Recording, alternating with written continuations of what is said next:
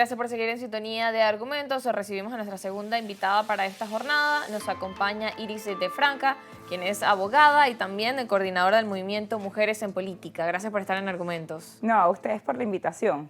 Bien, y justamente hablando de ese rol y de la participación, ¿no?, de las mujeres en la dinámica política y también de cómo ves este panorama para las elecciones, bueno, tan pocos días de que se realicen para este domingo 25 de mayo.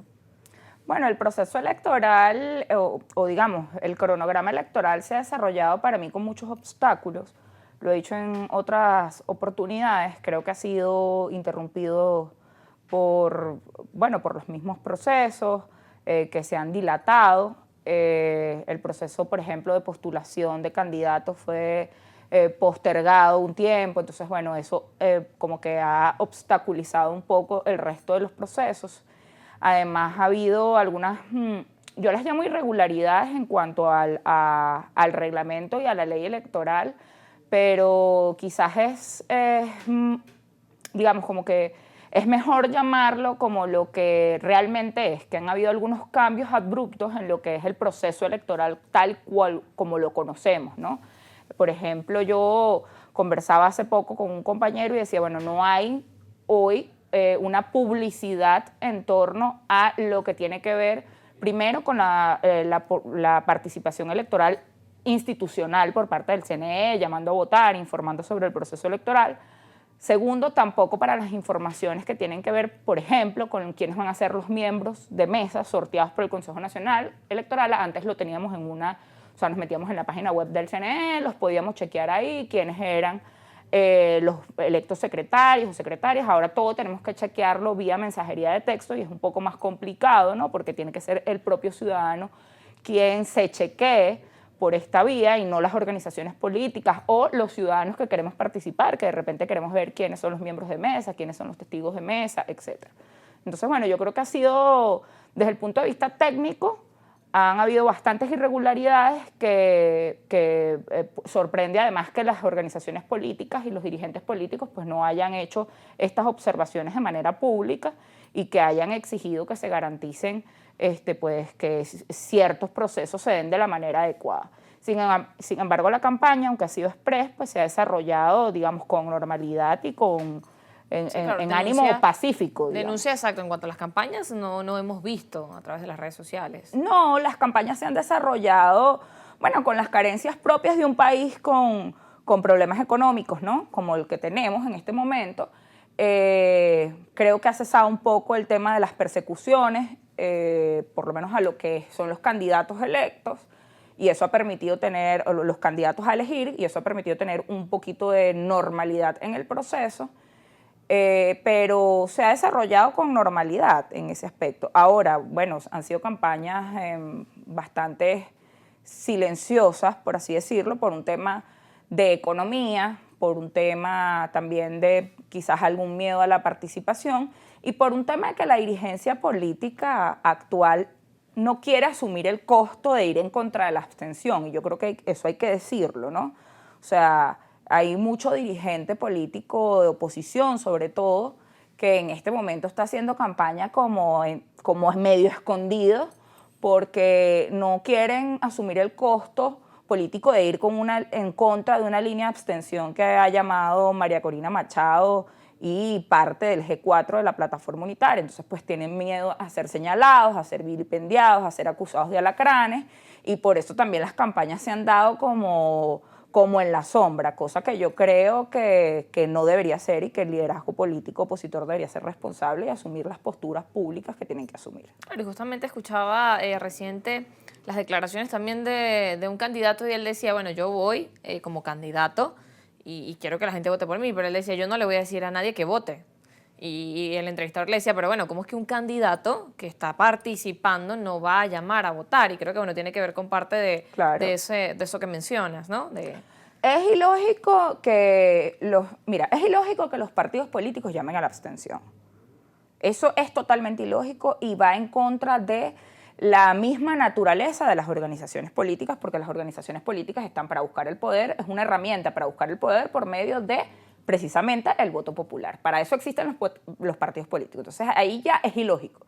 Pero es más ilógico todavía que existan hoy candidatos a la elección popular, que existan candidatos a gobernadores, a diputados, que pretendan esconderse de la participación pública en este proceso, que pretendan salir, como quien dice, pues por debajo de la mesa, gallo tapado, porque le tengan miedo a la opinión pública, a decirle, mira, tienes que participar. ¿Qué tienen que hacer? Yo creo, y estoy profundamente comprometida con la idea de luchar por mejores y mayores garantías electorales. Yo creo que este proceso tiene serias deficiencias, sí las tiene sin duda, tiene serios obstáculos, han habido transgresiones a nuestra Constitución y a la ley, sí, yo lo creo, estoy convencida de eso. Como dirigente político lo responsable es denunciarlo, como dirigente político lo responsable es pedirle al Estado venezolano que garantice los derechos, pero no...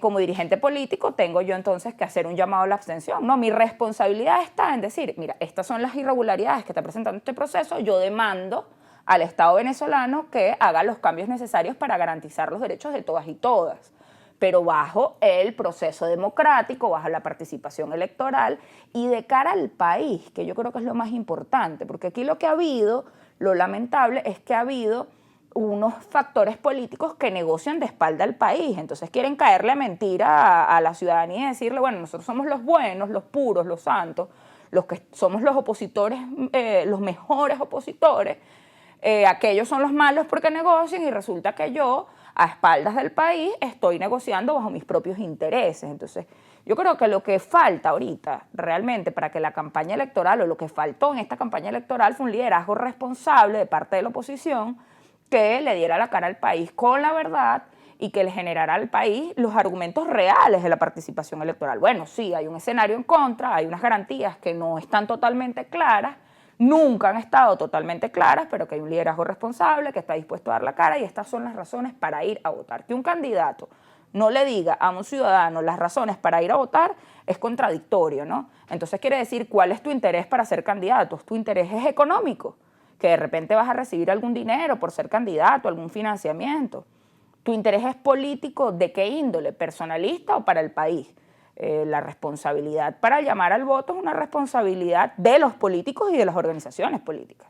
Y justamente eso de evaluar también las razones, es bueno también evaluar ese perfil ahora, bueno, de los candidatos que tenemos que ha sido variado. Hemos visto diferentes figuras que, bueno, anteriormente no habíamos visto en cargos... sí, quizás haciendo esa trayectoria dentro de la dinámica política, pero no como candidatos. Y para esta oportunidad, bueno, dieron ese paso. ¿Cómo también haces ese análisis y quizás, bueno, evaluando las diferentes figuras que van como candidatos? Yo creo que ha habido una renovación obligatoria. Y cuando digo renovación obligatoria, creo que, digamos, evaluando las dos tandas políticas que se están debatiendo ya el poder, en el gobierno ha habido una movida de liderazgos políticos que obedece a todo lo que ha venido siendo los últimos resultados electorales del proceso. No solo los resultados electorales del 28, sino los resultados electorales anteriores. Ellos han hecho una evaluación sobre, digamos, cómo han ido perdiendo votación durante los últimos 3, 4 procesos electorales. Ellos hicieron una evaluación e hicieron un barajeo, ¿no?, de liderazgos, ¿no?, una modificación. Enviaron algunos para unos estados, a otros los incluyeron en la lista nacional. Creo que hay algo que rescatar dentro de la movida que hizo el Gran Polo Patriótico, que es que apostó a la renovación juvenil, entonces metió cuadros femeninos, jóvenes, como para renovarle el rostro a lo que es el liderazgo chavista. Y por otro lado vino la renovación por parte de la oposición, que sí creo que fue más obligatoria, ambas fueron obligatorias, pero en este caso fue que efectivamente hay un liderazgo gastado, muy gastado, del cual queda alguno por allí como para este proceso, un liderazgo en el que ya el pueblo no confía, un liderazgo que ya no tiene, digamos, una movida discursiva, una vocería importante. Ha habido un liderazgo irresponsable durante estos últimos tiempos, entonces la oposición no le quedó de otra que salir a participar y llenar espacios con los que sí querían participar, con los que sí estaban dispuestos a asumir el costo político. En su gran mayoría jóvenes y mujeres, debo decirlo. O sea, mujeres que dijeron, bueno, nadie quiere ser candidata por Carabobo, bueno, yo voy a ir por Carabobo. Nadie quiere ser candidato por Trujillo, yo voy a ir por Trujillo, como es el caso, por ejemplo, de Angelita Mayo, Iralí Guerrero en Carabobo y en Trujillo. Pero también ves casos como el de Lustay Franco en el estado Falcón. Mujeres jóvenes que dijeron, bueno, nadie quiere ser candidato, porque esa es la verdad y hay que decirla, nadie quería ser candidato y Lustay dijo, bueno, yo quiero responsablemente asumir esa candidatura. Entonces, esa ha sido parte de la renovación que se ha dado dentro de la oposición, que ha sido más por falta de liderazgo que porque de verdad la oposición quiso hacerlo. O sea, no fue que la dirigencia opositora quiso que los jóvenes fuesen candidatos. Es mentira. Solo que, bueno, no les quedó de otra que apoyar a los únicos que de verdad querían ser candidatos. Y eso es una evaluación que tenemos que hacer un poco más profunda, creo yo. No podemos hacerlo así a la ligera, que bueno, no importa, pero están los jóvenes participando. No, porque si tú te pones a ver las listas salidoras, los espacios salidores, entonces son para los jefes políticos, ¿no? La renovación viene en los cargos nominales, pero cuando tú ves todas las listas regionales y la lista nacional, pues digamos, la vieja dirigencia política es la que encabeza. Entonces, ¿cuál es la real oportunidad de acceso al poder que le estás dando a esos liderazgos?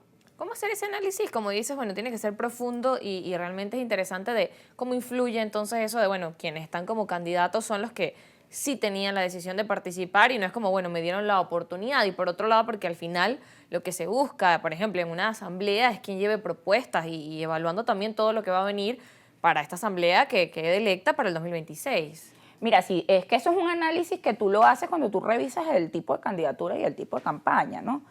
Cuando tú revisas las listas, sobre todo, tú ves las listas nacionales. ¿Quiénes son los principales de la lista nacional de la alianza, por ejemplo, Un Nuevo Tiempo y Unión y Cambio?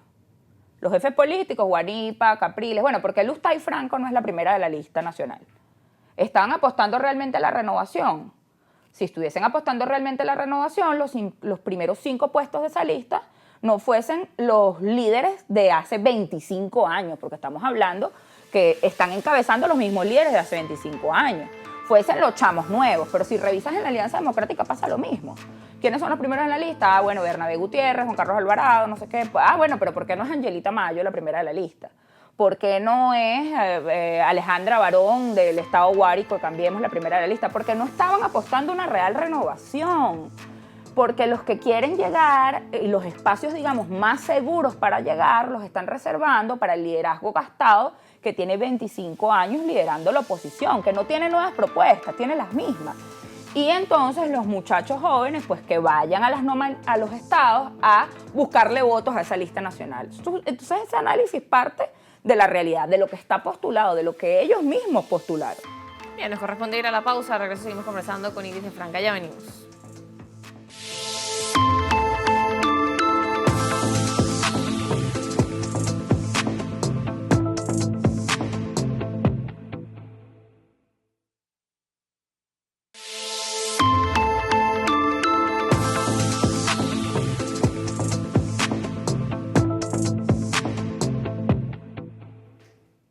Seguimos conversando con Iris de Franca, dirigente político, y hablando de este panorama de las elecciones, también qué queda por hacer de las organizaciones políticas, bueno, en estos pocos días que quedan, y también en ese sentido de organizarse. Ya el Consejo Nacional publicaba, bueno, cuántos centros de votación van a estar, el tema de las mesas habilitadas y todo el despliegue que se va a realizar para el 25, pero también una responsabilidad de, bueno, cómo ha sido esa organización de los testigos, de cómo va a ser el despliegue para ese día y la responsabilidad que tienen los partidos políticos en ese proceso. Mira, yo creo que la principal responsabilidad que tienen los partidos políticos es garantizar los derechos de todas y todos los venezolanos, los ciudadanos que van a ejercer su derecho al voto el próximo domingo. Por ejemplo, yo no he visto ninguna organización política hablar de lo que tiene que ver con el derecho al voto de las personas con discapacidad, de cómo van a ser garantizadas. El Consejo Nacional Electoral hizo una resolución en el 2021, en las elecciones regionales, que habilitaba las primeras mesas de votación para las personas con discapacidad, para que todas las personas con discapacidad y los adultos mayores pudieran ejercer su derecho al voto. Esta resolución fue tumbada en la elección pasada, en la elección presidencial. No ha sido rescatada. No solo las organizaciones políticas han sido silentes en cuanto a esto y no han hecho una exigencia, sino que el Consejo Nacional Electoral no ha sacado una resolución con respecto a esto. Entonces, bueno, estos últimos días deben servir para que las organizaciones políticas establezcan alguna medida o impulsen alguna propuesta, vayan al Consejo Nacional Electoral, hablen con los rectores y puedan tratar de volver a esa propuesta del 2021 que funcionó tan bien. Gente que dice, no, retrasa el proceso. No, al contrario, no retrasa el proceso, facilita el proceso para las personas con discapacidad, para las personas de la tercera edad. Claro, y además garantizas la participación de este sector vulnerable. Con esto haces respeto a la Constitución y a la ley. Entonces yo creo que eso es muy importante, por ejemplo, que las organizaciones políticas lo puedan hacer en este corto tiempo. El tema de los testigos de mesa.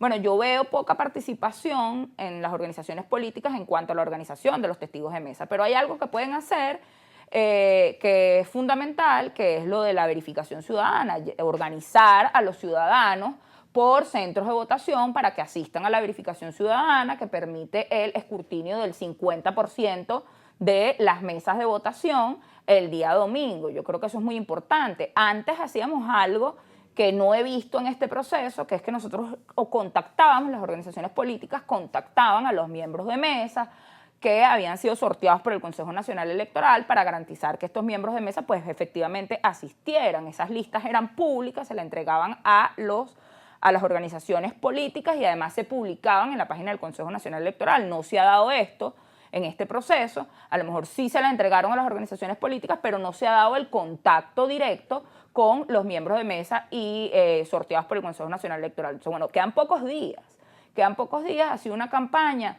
que se ha enfocado mucho en lo político, digamos, en este es el candidato del partido tal, esta es la candidata del partido tal, en vender los rostros, en vender las tarjetas, pero ha tenido poco enfoque en lo realmente importante, que es la lucha por garantizar los derechos de los electores, por garantizar que se cumpla la ley orgánica de procesos electorales, que se cumpla la Constitución y que la participación de todas y todos esté bajo las garantías constitucionales y las garantías electorales que nos da la ley. Ese es el trabajo y la responsabilidad de las organizaciones políticas y no la pueden evadir. Evadirlo es una irresponsabilidad y además es una situación muy cómoda, ¿no? Participar en un proceso electoral y olvidarte de lo verdaderamente importante que es la participación de los electores y los derechos de los electores. Claro, sí, garantizar todas las condiciones, porque incluso luego de las elecciones del 28 muchos miembros de mesas quedaron así como, bueno, tras lo ocurrido, fue casi como que, bueno, no todos querían ir a participar a este proceso y es importante también esa revisión de, bueno, quiénes fueron electos, quiénes están sorteados, porque realmente es por ese sorteo quiénes están en esa lista y verificar, ¿no? Si van a participar y lo mencionabas, bueno, realmente no hay una lista como se hacía antes, dice, bueno, la gente tiene que chequearse también por mensajes de texto y hacer toda esta verificación, que es importante eso, que las organizaciones políticas estén detrás de ese proceso. Yo creo que no, lo que no podemos es normalizar el retraso en lo que tiene que ver con los derechos conquistados en materia electoral. No podemos normalizarlo. El 28 de julio hubo una situación que sí obedeció a una circunstancia en las elecciones presidenciales, pero eso no quiere decir que nosotros como dirigentes políticos y como representantes de organizaciones políticas vayamos a normalizar que en vez de adelantar y de progresar en lo que es la conquista de los derechos electorales, entonces nosotros más bien vamos a normalizar el retroceso. Por ejemplo, lo que pasó con el QR, el silencio fue aturdidor, ¿okay? No vi a dirigentes políticos, candidatos a hablar sobre el código QR. Bueno, ¿que es fundamental? No, quizás no es fundamental el código QR.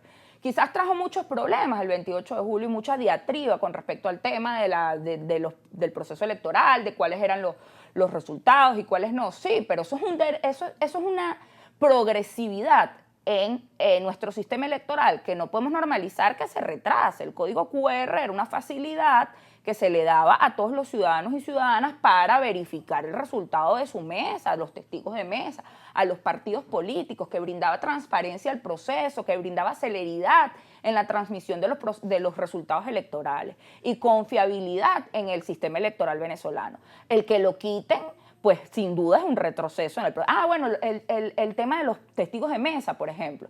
El que las organizaciones políticas estén pensando en no tener testigos de mesa, y algunas organizaciones políticas me han dicho, no, bueno, pero es que no tenemos dinero. No, bueno, pero es que en la Cuarta República no se le daba dinero a los testigos de mesa.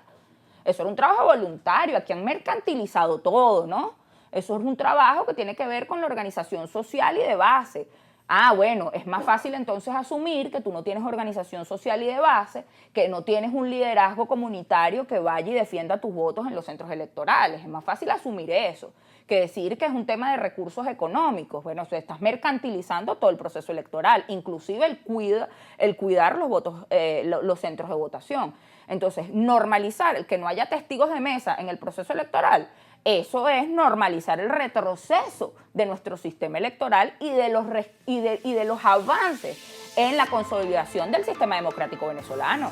Bien, se nos acaba el tiempo, Iris. Me gustaría que en unas palabras finales, muy breves también, pudieras hablarnos de en qué debería centrarse el debate también, porque no solamente son estas elecciones, sino lo que sigue. Posterior a estas elecciones sigue también un camino de otras elecciones en este 2025, pero también retos para una asamblea que quede electa en el 2026. Bueno, yo creo que sin duda uno de los principales debates debe ser la reinstitucionalización del Consejo Nacional Electoral y la modificación de las leyes, en tanto deben garantizarse unos derechos electorales. No podemos seguir permitiendo, por ejemplo, que cosas como la paridad y la alternabilidad para garantizar la participación política de las mujeres se siga dejando en manos de una resolución o de la voluntad política de los partidos políticos que no tienen voluntad política para eso. Creo que eso debe convertirse en una herramienta legislativa, en una obligación de ley.